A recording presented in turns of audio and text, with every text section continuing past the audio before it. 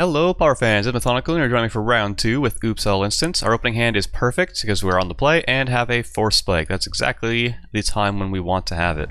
Forest into Elves. Alright, we're just going to start countering almost anything we can to keep their tempo from overwhelming us. Priest Titania, definitely going to counter that one as well. With double Exclude, I'm going to be able to counter almost anything I want at this point and keep the card advantage going. Especially now with 2 Spellstutter Sprites. We kind of have all of the cards we want. We're just going to keep them from developing anything. We don't want to start getting hit or them casting multiple spells until we get more mana online, which we're starting to do. Yep, we're just going to go ahead and exclude that as well, keep drawing more cards. Here we can start increasing the board if they don't play anything scary, and here just 2 mana elves, we don't mind. At this point we're going to be able to race that, no problem. So we're going to let that go. We're going to get down some Sentinels. Things are looking pretty good here. Alright, and here they go for a Timberwatch elf. So our options are to let it go and then repulse it, play Pestermite, start getting in for 6 damage turn, and that would be a 2-turn clock. Instead, I really don't want them to have that Timberwatch elf ever, so what I'm going to do is repulse one of the Spellstutter Sprites, see what I get, and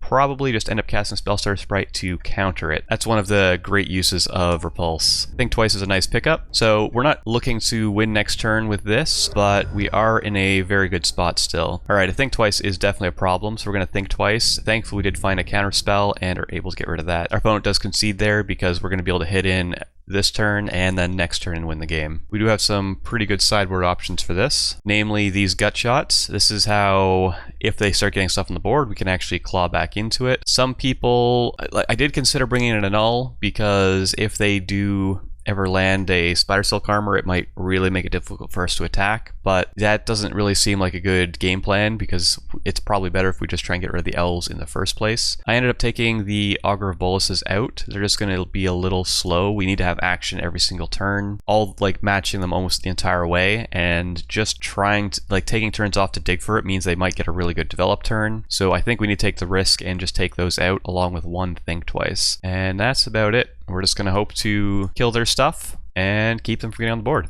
Jumping on over to game number 2. Our opening hand is not a keepable one. I'm going to send that one back. This is, if there was a land on top, these Condescends might get there along with a Think Twice, but it's really not good enough. Alright, this one we'll keep. It does have 2 lands and a Force Spike, but outside of that, we can pretty quickly get overrun. Exclude as much as I want that. We actually need some land drops, so alright, they've got their man online. End up having an Exclude on top anyways, and it looks like they're going to get a bunch of stuff down here. They're always having 1 mana available, so no place for us to Force Spike, which is the correct way to be doing this. Force Spike is a lot worse on the draw. We still need 1 land to really be able to do anything, and at this point, since our opponent got down on Essence Warden, I'm just going to concede. They're going to be able to gain a ton of life, and there's no way we can answer this many permanents on the battlefield. So we're just going to quickly concede and jump on to the next one. And jumping back into the sideboard, I decide we don't really need any changes. It was pretty good the way it was. I did consider bringing in the Boomerang just as 1 additional effect to keep things off the board, but nope.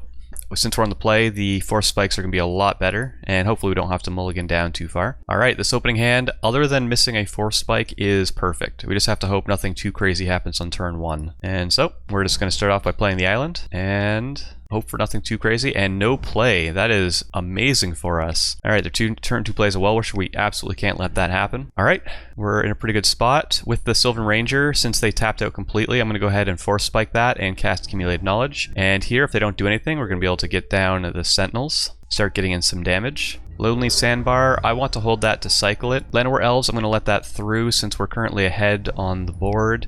We end up casting Accumulated Knowledge end of their turn, plus cycling Lonely Sandbar. We've now got a Quicksand, so their attacks aren't that good, and still have quite a bit of good counter magic. Alright, Quarian Ranger, we're not going to counter that, mainly because I do want to just try and win quicker. For the Huntmaster, what I'm going to do here, I don't want that. And since they don't have any mana left, I'm going to Force Spike it. I did consider going for the Pestermite, untap a land, and do something else, but then I realized, wait a minute, they're tapped out. Got to take advantage of your Force Spike whenever you can. So here, we're going to be able to untap a land, cast an Accumulated Knowledge, draw a ton of cards, and what we're going to do is we're going to repulse one of their creatures, gut shot the other, so this way it really sets back their development. We've got double Exclude to get rid of anything problematic. Priest of Titania, I decide, is not quite worth it enough, since we're able to get a 2-turn clock going. With the triple Exclude, we're going to be able to stop anything particularly annoying from coming down. So I stop the Quarian Ranger, I don't have anything to stop the lead of Stampede, and they end up finding a bunch of Scatterscut Archers and Birch Floor Rangers, which